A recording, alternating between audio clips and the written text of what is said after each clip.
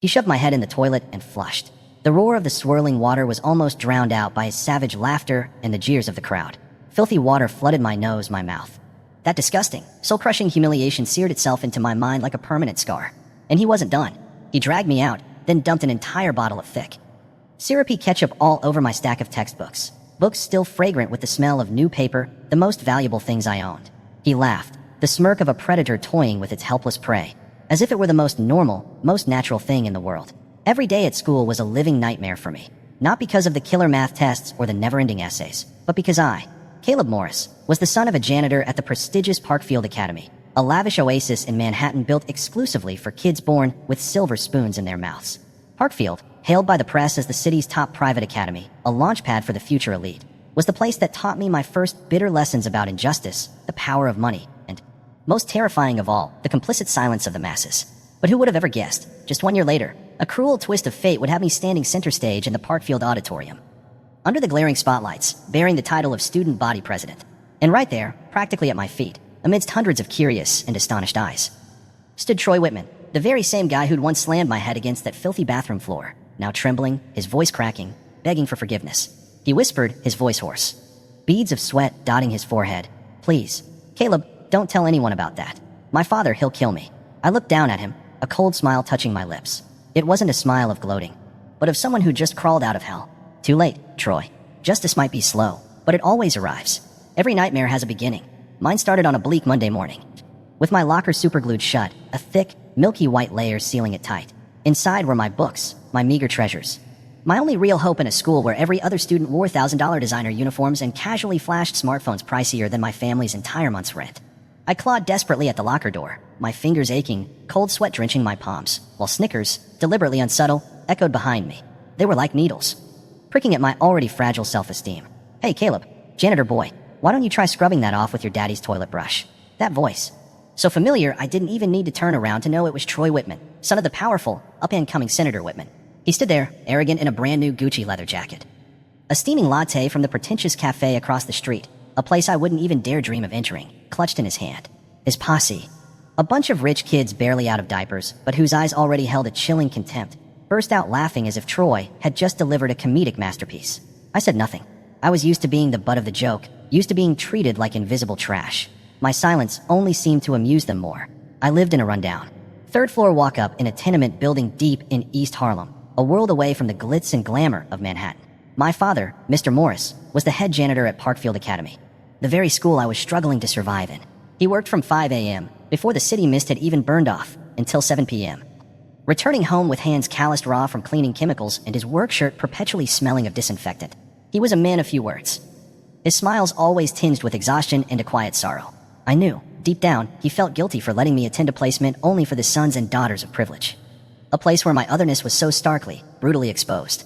But he didn't understand.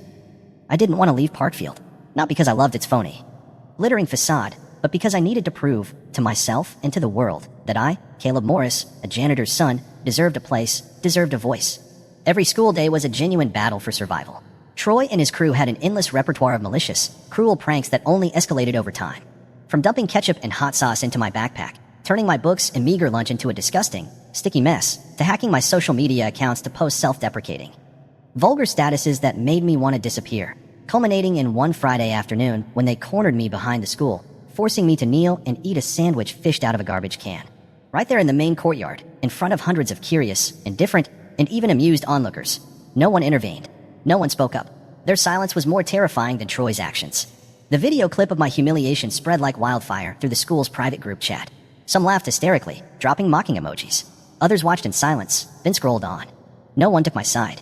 No one dared to confront Troy Whitman and his father's influence. Principal Albright, a woman with perpetually coiffed platinum blonde hair and gold-rimmed glasses, who was always pontificating about Parkfield's core values and respectful learning environment, seemed blissfully unaware of what was happening right under her nose. Or perhaps she chose not to know. That evening, my mother, after accidentally seeing the clip on the phone of a neighbor whose child also attended Parkfield, broke down sobbing. Her tears were like 1,000 knives stabbing into my heart. She gripped my hand, her voice trembling. "Son, please, transfer out. We don't belong there.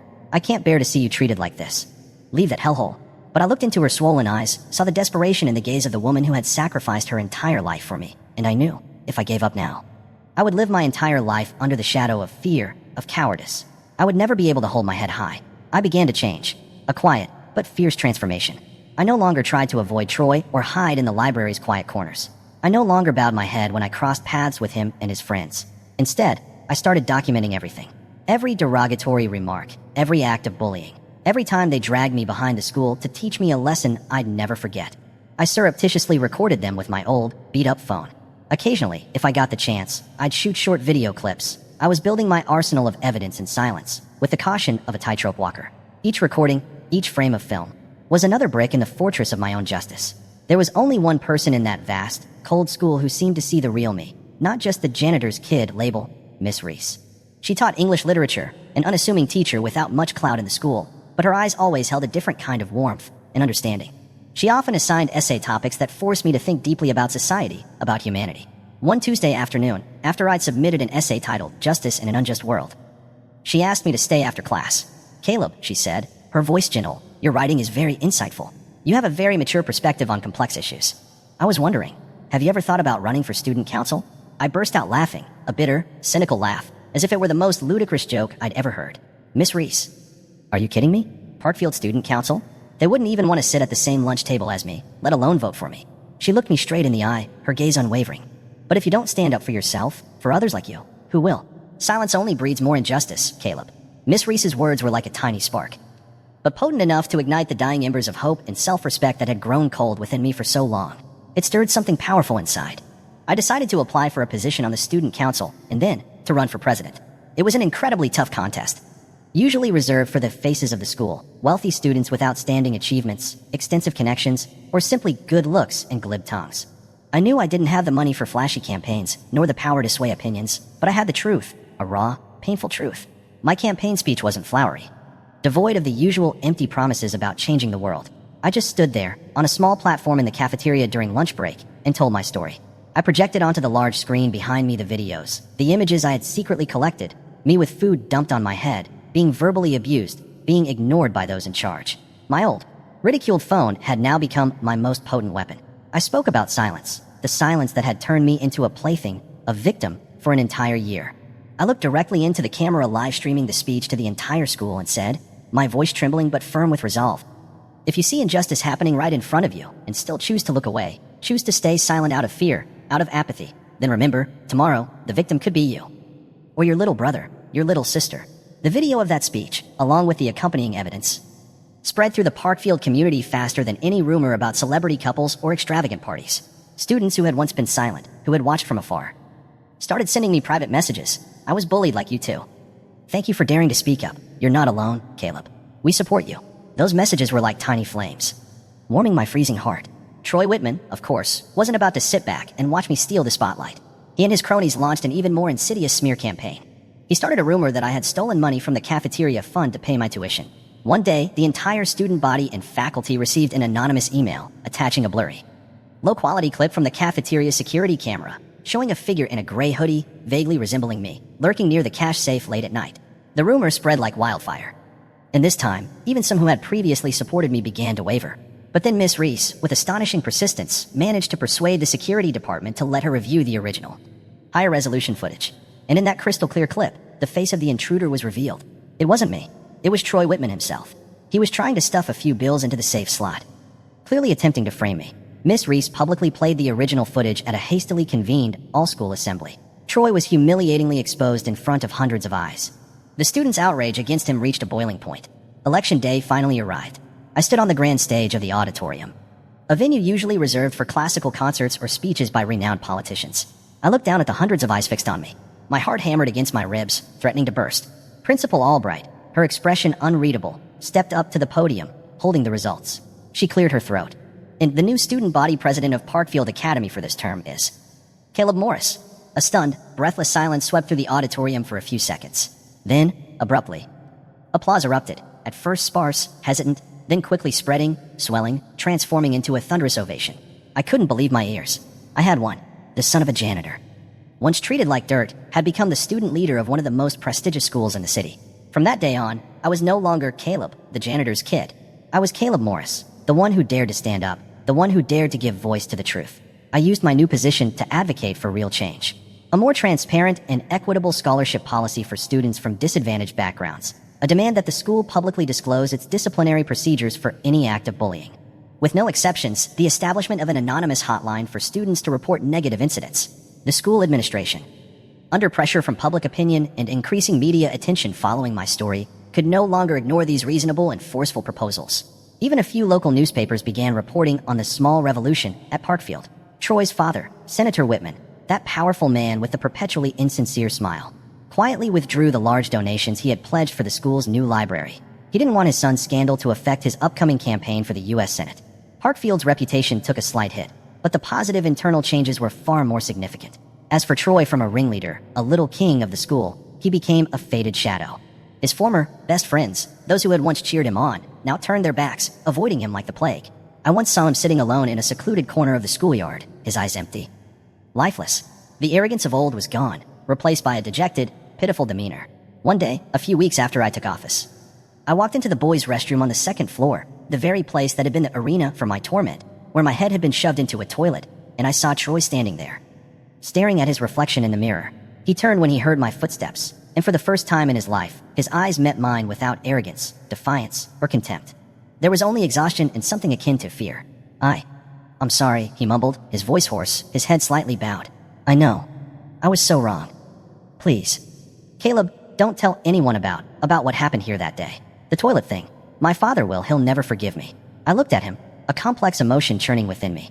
Not the gloating of a victor, nor pity. Just a strange calmness. I forgive you for what you did to me, Troy. But don't ever think I'll forget. And more importantly, don't think this entire school will forget. He fell silent, his gaze fixed on the gray and white tiled floor, the floor that had witnessed him smashing my head down countless times without a second thought. Without realizing he was destroying a real person's dignity, honor, and spirit. But now it was different. His silence was no longer a display of supreme power, but the inevitable consequence of a downfall, of someone left with no anchor in a world he once dominated. I left the restroom that day, feeling no elation, no lingering anger. What I felt most acutely was a strange emptiness. I had reclaimed justice for myself, just as I had fervently longed for. But the taste of victory wasn't as sweet as I had imagined, because, deep down, I knew Troy Whitman was merely a product, an inevitable result of a system rotten from within, a system where the wealthy and powerful believed rules weren't made for them, where the children of influence were coddled, condoned, and nurtured on defiance, deceit, and delusions of their own superiority. In the months that followed, I poured all my time and energy into reforming the student council, transforming it into an organization that truly represented the student voice. Not just a decorative club to pad the resumes of rich kids. I had a series of tense meetings with the administration, presenting detailed plans and concrete data. Together, we rewrote the entire procedure for receiving and handling complaints about bullying, ensuring confidentiality, objectivity, and timeliness. I proposed and fought for the establishment of a professional school counseling group, with real expertise, not just token chat sessions. And most importantly, I demanded that the school be transparent about its funding and the use of these funds. Strangely, and somewhat ironically, the very students who had openly despised me, who had mocked my background, like Jonathan, the son of a major investment banker, or Tiffany, the rich kid famous for her designer outfits and lavish parties, who had once laughed out loud seeing me eat my humble lunch alone, now proactively applied to join the new action committees established by the student council. Perhaps they realized that change was inevitable, or perhaps they simply wanted to be on the winning side. Whatever their reasons, I didn't refuse their participation, as long as they genuinely wanted to contribute. I never forgot where I came from, never forgot those difficult days. I still went home every afternoon, still walked the 20-plus minutes from the subway station to our small third-floor apartment. My father still woke up at 5 a.m., still diligently cleaned every corridor, every classroom of Parkfield Academy, where his son now ran the student council. But this time, he no longer had to bow his head or avoid the students' gazes. Some of them, when they saw him in the schoolyard, even greeted him respectfully, calling him President Caleb's dad. My father's smile, though still etched with fatigue, now shone with an undeniable pride. I began receiving invitations from social and educational organizations. A representative from a large charitable foundation asked me to speak at a seminar on preventing school violence. A publisher emailed, expressing interest in me writing a book about my story. I politely declined them all, not out of arrogance or a desire to miss those opportunities, but because I knew there was still too much work to be done at Parkfield. My fight had only just begun, but I had underestimated Troy Whitman. Or perhaps, I had underestimated the desperation of someone who had lost everything. One Friday morning in early December, as the Christmas spirit began to creep into every corner of New York City, I arrived at class to find my personal locker broken into, the metal door bent, its hinges nearly ripped off. Inside, my books were torn to shreds, scattered. But what stunned and enraged me most were the printed sheets of paper, screenshots from my old phone of private, tearful text messages between my mother and me. Lines expressing extreme anxiety about not having enough money to pay next month's electricity bill, about my father potentially having his hours cut, or even losing his job due to the school's vague personnel restructuring after Senator Whitman withdrew his funding. Troy, somehow, perhaps by hiring a hacker, had broken into my old cloud storage account, where I still kept memories and my most private thoughts. Blood rushed to my head. An unprecedented fury erupted within me. Not because I was afraid of my private secrets being exposed, but because he was trying to prove a point. No matter how high I climbed, no matter if I wore the title of student body president. In his eyes, in the eyes of those like him, I was still just the poor janitor's kid, just trash. And he, despite his downfall, despite being an outcast, still had one last weapon, the ability to drag me back into the mire of self-doubt and shame. Without a moment's hesitation, I grabbed the stack of printed messages and marched straight to his world history class, where Troy was sitting in the last row, hunched over like a ghost. I slammed the papers down on his desk. Bang. The noisy classroom instantly fell silent. All eyes turned towards us. Troy, still don't get it, do you? My voice was ice cold, devoid of emotion. He slowly raised his head, his eyes bloodshot and swollen, perhaps from lack of sleep or from crying. I have nothing left to lose, he snarled, but the tremor in his voice was unmistakable. You took everything from me. My honor, my friends, respect, everything. I sneered, a smile laced with contempt. No, Troy, you threw all that away yourself when you chose to be a coward. A bully who only found pleasure in using violence and humiliating others. I simply helped you, and this whole school look into a mirror reflecting the truth. This time, I didn't take the matter to the school's disciplinary committee. I didn't need to. The students in his class, those who had witnessed or even been victims of Troy, stood up for themselves. They collected evidence of Troy's vandalism and invasion of privacy, writing a collective petition to the administration. A few days later, I heard that Troy Whitman was officially suspended for a month for willful destruction of property and malicious invasion of another student's personal data. This punishment, while not the most severe, was a devastating blow to what little dignity he had left. When Troy returned to school after his month-long suspension, he was no longer the Troy that I, or anyone at Parkfield, had ever known. No more expensive designer jackets, no entourage of fawning friends, no contemptuous, arrogant laughter. All that remained was a solitary student, silently sitting in a corner of the classroom, his eyes perpetually downcast, soulless, like a badly wounded animal awaiting its fate. I thought it was finally over, that the storm had passed, that justice, however belated, had been served. But then came the end-of-year parent-teacher conference, an important event I attended as student body president. And I realized I had been naive to think the Whitman family would easily accept defeat. I discovered that Troy's mother, Mrs. Eleanor Whitman, a sharp woman with a refined appearance but cold, calculating eyes, had been relentlessly calling the principal's office, exerting immense pressure, demanding that the school restore her son's honor. They hired a team of high-profile lawyers, threatening to sue the school for creating an unsafe school environment that caused severe psychological trauma to an outstanding student like Troy Whitman. And it didn't stop there. Senator Whitman, Troy's powerful father, who was in the final stretch of his campaign for the U.S. Senate, was covertly sending anonymous complaints to the City Department of Education and media outlets, aiming to tarnish Parkfield's administration's reputation, accusing them of poor management and condoning school violence, the victim, according to them, being Troy. A shameless, black-is-white reversal of reality. An emergency meeting, crucial to Parkfield's future, was secretly convened on a Saturday afternoon. I was invited to attend as the sole official representative of the entire student body. When I stepped into the luxurious boardroom of the school's board of trustees, the tension was so thick you could cut it with a knife. Seated around the long, polished mahogany table were Principal Albright, several key members of the board, successful entrepreneurs, wealthy philanthropists, influential figures vital to Parkfield's existence. And, unsurprisingly, on the opposite side sat Troy, shrinking between his parents, Senator Arthur Whitman and Mrs. Eleanor Whitman.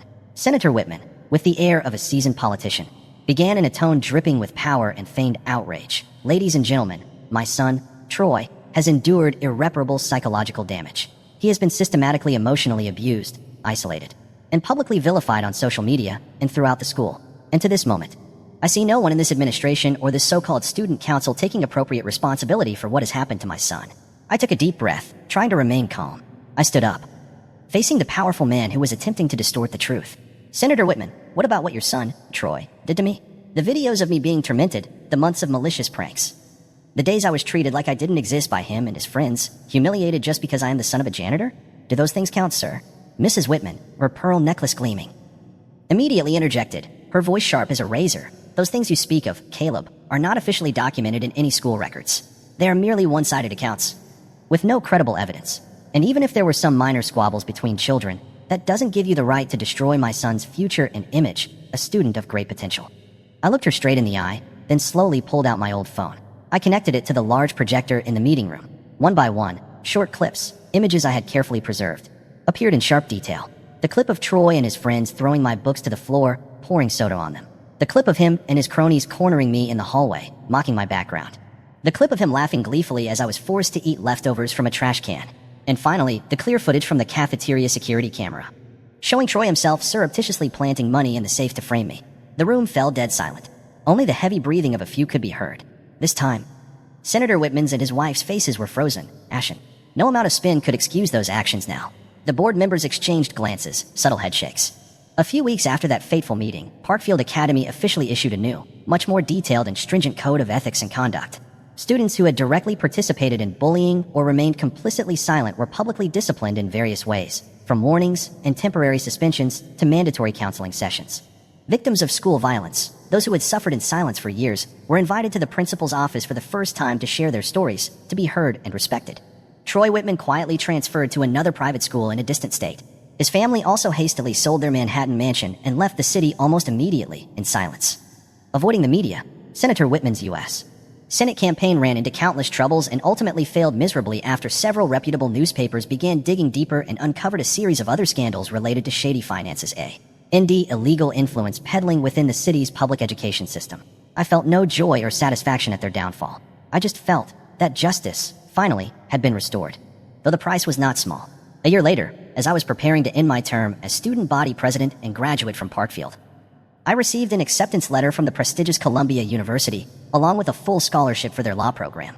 In the official acceptance letter, there was a handwritten note at the bottom from the director of admissions. We don't just look for students with outstanding academic records. We also seek out young individuals with courage, the ability to inspire, and the audacity to stand up and change a community from within. Welcome to Columbia, Caleb Morris. I walked out of Grand Central Terminal one late spring afternoon, strolling alone down Fifth Avenue, where the evening light was beginning to bathe New York's proud skyscrapers in gold. I thought back to Parkfield, to that second-floor restroom flooded with water and the smell of bleach, to the times I was pushed down in the hallways, laughed at, beaten down by indifference and cruelty. I even thought of Troy Whitman, not with hatred or contempt, but because he, in some ironic way, was the most vivid testament to a harsh truth. If we continue to let the invisible power of money and social status dictate who is strong and who is a victim, then true justice will never exist in this world. I instinctively pulled my old phone from my pocket, replaying the clip, faded with time, the one of me standing on Parkfield stage for the first time during my campaign speech. The spotlight shining on a face still bearing the unhealed bruises and a soul full of scars. My name is Caleb Morris, and I will never be silent again. After that resounding and unexpected victory, everything at Parkfield seemed to turn in a dizzying way, in a direction no one had previously dared to imagine. Caleb, with the decisiveness and vision of someone who had tasted the depths of injustice, quickly proposed and pushed through a series of unprecedented reform policies in the more than a century-long history of the prestigious academy. First was the establishment of a special scholarship fund called the Parkfield Opportunity Grant, exclusively for students from disadvantaged backgrounds who demonstrated outstanding academic achievement and effort. This fund was partly financed by the school's budget and partly by soliciting contributions from successful, dedicated alumni. Next, he created an independent committee comprising representatives from teachers, students, and even parents, tasked with objectively investigating and strictly handling incidents related to bullying and harassment, ensuring no cover-ups or favoritism. And perhaps his most profound mark was the development and implementation of the Code of Respect, a detailed document clearly outlining behavioral standards, requiring every member of the Parkfield community, from students and teachers to staff, to be treated fairly and respectfully, without discrimination based on family background, origin, race, or any other factor. The school's monthly newsletter, the Parkfield Chronicle, which previously only featured news about sports achievements, proms, or lavish field trips, this time dedicated its entire front page to a large, bold headline, "From Victim to Leader, the inspiring story of Caleb Morris." The article detailed Caleb's journey, from his days of being bullied to his spectacular comeback to become student body president. The school's internal social network exploded with comments and shares. Not only students, but also parents, many of whom might not have even known Caleb's name before, began to take notice and discuss it. Caleb Morris, from an unknown, even despised name, suddenly became a symbol, not because he possessed superior physical strength or an illustrious family background, but because he had dared to stand up and fight when he could have easily chosen to break down and surrender to fate. Troy Whitman completely vanished from school events. He became a solitary, skulking shadow. The satellites that once orbited him, those who always laughed along whenever he uttered an insult or bullied someone, the Liams, Joshes, or Brittannus, were now like wild animals suddenly deprived of their pack leader. Some tried to sidle up to Caleb, feigning friendliness with transparent insincerity, but he, with his hard-earned experience, was not easily manipulated or bought. Those who had previously jeered and pointed when they saw him eating lunch alone in a corner of the cafeteria now fell silent, averting their eyes and bowing their heads when they passed him. The change in their attitude was clear proof of the power of truth and courage. And then, something no one expected. A shocking secret hidden for years began to reveal its first clues. One late autumn afternoon, while Caleb was staying late at the student council office reviewing plans for the upcoming cultural week, he received a text message from an unknown number, no caller ID. The message was very brief. Just one sentence. Be careful. There's something you don't know about Troy Whitman and about yourself. Initially, Caleb ignored it, thinking it was just a malicious prank or perhaps an attempt to spread misinformation by Troy's remaining supporters. But 3 days later, when he opened his locker to get his books, a plain brown envelope with no return address fell out.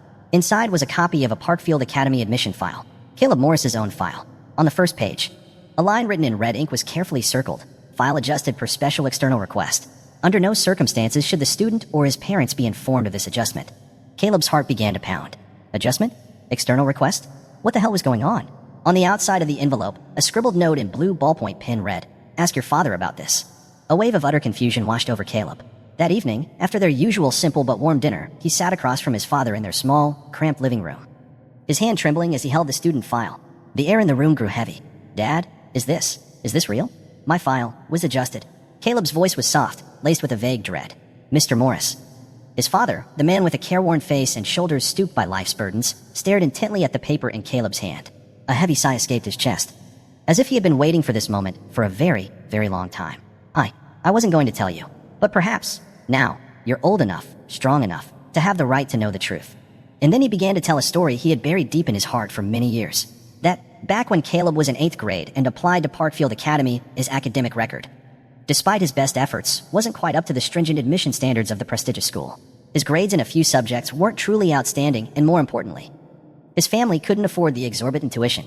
Yet, somehow, his application had been prioritized for review and ultimately accepted, even with a discreet financial aid package. "It wasn't me who did that, son," Mr. Morris said, his voice tinged with an indescribable sadness, his eyes gazing into the distance. "I don't have that kind of pull. It was someone else. Someone I never thought would extend a helping hand to us." Caleb felt his throat tighten. "Then, who did it, Dad? Who helped me?" His father swallowed hard, his gaze avoiding Caleb's. His voice was almost a whisper, heavy with a burdensome secret. It was Troy's father, Senator Arthur Whitman.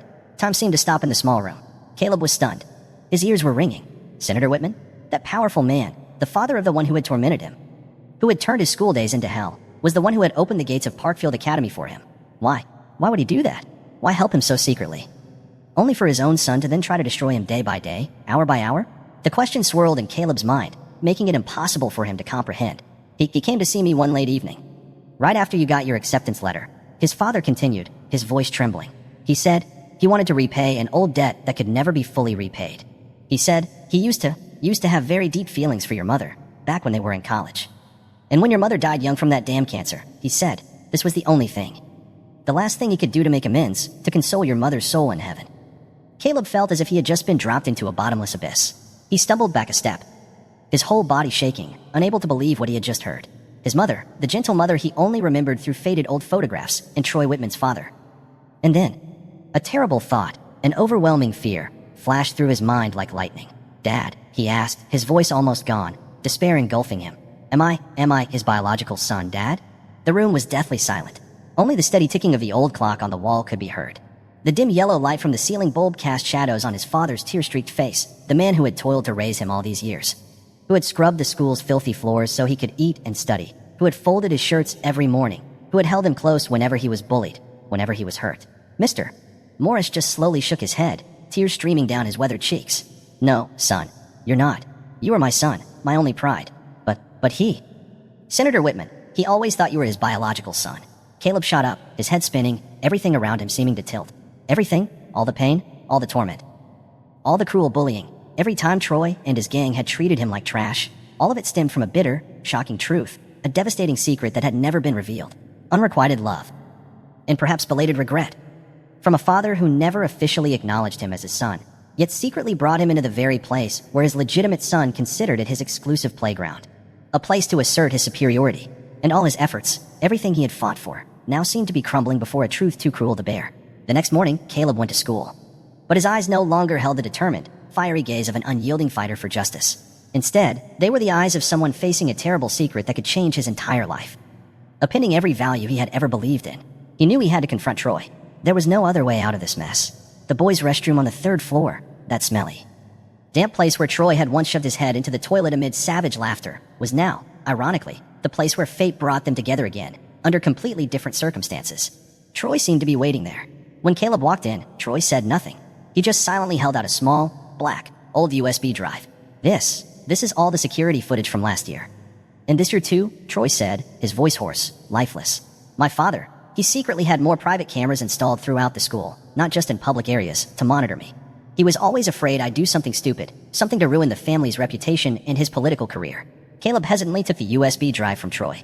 The coldness of the metal seeped into his fingertips. "And why are you giving it to me?" Troy looked up, and for the first time, Caleb saw his bloodshot, swollen eyes clearly. It wasn't the look of anger or hatred anymore, but of despair and bitterness. Because he, my father, chose you, not me. Even though I'm his biological son, he never really trusted me. You think I hated you, tormented you just because you were poor, because you were the janitor's son? No, it wasn't just that, Caleb. I hated you, because my father always looked at you with the eyes he should have reserved for me. The eyes of a father looking at a son he was truly proud of, truly had expectations for. That was perhaps the most bitter and painful confession Caleb had ever heard in his life. The hatred didn't just stem from class discrimination, from social contempt. Deeper than that, it was an extreme envy of familial affection, an envy of blood ties. Troy Whitman had lived in the shadow of someone he always believed had stolen the love and recognition of his own father. A family tragedy concealed by glamour and power. Caleb put the USB drive in his jacket pocket. He didn't answer immediately. He just stood there, looking straight into Troy's eyes, then said a single sentence, his voice calm but heavy, before turning to leave. "I don't need, and never needed, love from a man who chose to abandon me before I was even born. And I certainly don't need the senseless hatred of someone who only knows how to torment others to feel like he exists and has worth." That day, Caleb didn't go back to class. He walked straight to Principal Albright's office and placed the USB drive, filled with shocking secrets, on her desk. "Principal Albright, this USB drive contains all the video evidence showing that Senator Arthur Whitman has been illegally monitoring the activities of students and possibly teachers on Parkfield grounds for a long time. The Parkfield Academy administration, faced with irrefutable evidence and the risk of a serious legal scandal, had no other choice. An official internal investigation, followed by an investigation from law enforcement agencies, was quickly launched. Troy's father, Senator Whitman, was immediately suspended from all funding and official ties with the school. Major city newspapers began to sniff out the story and dig in.